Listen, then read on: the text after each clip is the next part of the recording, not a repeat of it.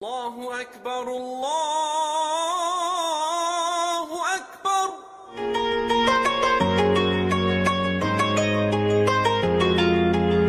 Bagi sebagian masyarakat Indonesia mungkin sudah tak asing lagi dengan kata wakaf. Berasal dari bahasa Arab al-waqfu, yang artinya menahan dan berhenti. Apabila kata tersebut dihubungkan dengan harta seperti tanah, maka harta wakaf yang sudah diwakafkan pemiliknya dilarang dipindah tangan dalam bentuk apapun. Wakaf menjadi salah satu bentuk ibadah sedekah jariyah yang pahalanya terus mengalir sehingga kerap kali diamalkan oleh sebagian masyarakat muslim Indonesia.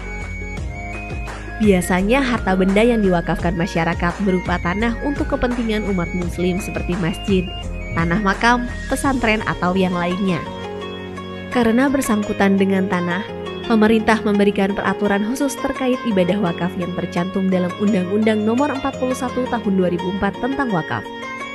Meskipun pada dasarnya wakaf adalah urusan agama, namun pada praktiknya juga diperlukan untuk diatur dalam hukum negara.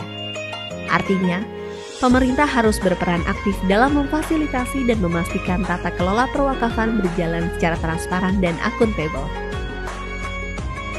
Kementerian ATR BPN selaku leading sektor dalam menjamin kepastian hukum hak atas tanah menggulirkan program strategis nasional sertifikasi tanah wakaf melalui pendaftaran tanah sistematis lengkap untuk menyelamatkan aset-aset umat dan masyarakat. Dengan adanya sertifikasi tanah wakaf, maka akan mengurangi potensi hilangnya tanah wakaf atau hal-hal yang tidak diinginkan lainnya.